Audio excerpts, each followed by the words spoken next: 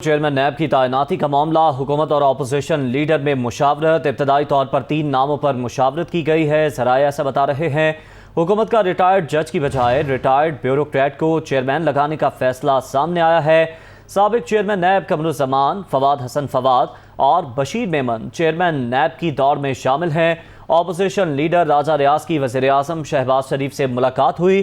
وزیر اعظم اور opposition leader کا ان ناموں پر اپنی اتحادی جماعتوں سے مشاورت پر اتفاق ہو گیا۔ 2 جون سے پہلے چیئرمین نیب کا تقرر کر لیں گے۔ اپوزیشن لیڈر راجہ ریاض کا ایسا کہنا ہے۔ یہ اہم معاملہ ہے جس سے متعلق آپ کو اپڈیٹ کر رہے ہیں۔ چیئرمین نیب کی تعیناتی کے معاملے پر حکومت اور اپوزیشن لیڈر میں مشاورت ہوئی ہے۔ ذرائع ایسا بتا رہے ہیں کہ ابتدائی طور پر 3 ناموں پر مشاورت کی گئی۔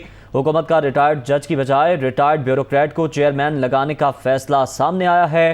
سابق چیئرمین نیب قمرالزمان فواد حسن فواد اور بشیر میمن چیئرمین نیب کی دوڑ میں شامل ہیں۔ مزید جان لیں گے، یاسر ملک ہمارے ساتھ موجود ہیں۔ یاسر، بتائیے گا مشاورت ہوئی ہے حکومت اور اپوزیشن لیڈر کے مابین؟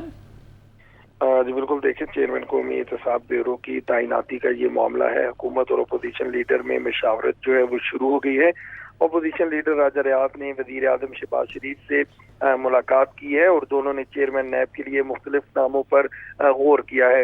حکومت نے کسی ریٹائرڈ جج کی بجائے اب اس دفعہ جو ہے وہ ریٹائرڈ بیوروکریٹ کو چیئرمین لگانے کا فیصلہ جو ہے وہ کر لیا ہے۔ ابتدائی طور پر 3 ناموں پر حکومت اور اپوزیشن لیڈر راجہ ریاض کے درمیان جو ہے وہ مشاورت کی گئی ہے۔ سابق بیوروکریٹ فواد حسن فواد، سابق چیئرمین نیب قمرالزمان اور سابق ڈی جی ایف آئی اے بشیر میمن کے جو ہیں وہ چیئرمین نیب کی دوڑ میں اس وقت شامل ہیں۔ وزیر اعظم اور اپوزیشن لیڈر کا ان ناموں پر اپنی اتحادی جماعتوں سے بھی مشاورت ہوئی ہے اور اس میں مشاورت میں اتفاق بھی ہو گیا ہے۔ 2 جون سے پہلے جو ہے وہ چیئرمین نیب کا تقرر جو ہے وہ کر لیں گے۔ اپوزیشن لیڈر راجہ ریاض کی جانب سے یہ کہا گیا ہے اور انہوں نے یہ بھی کہا کہ ابھی کوئی نام فائنل نہیں ہوا، تاہم سب لوگ جو ہیں وہ عزت دار ہیں اور ہم تمام ان لوگوں کو عزت کی نگاہ سے دیکھتے ہیں۔ جو بھی نام فائنل ہوگا اس نام کے حوالے سے جلد میڈیا کو آگاہ کر دیا جائے گا۔ جی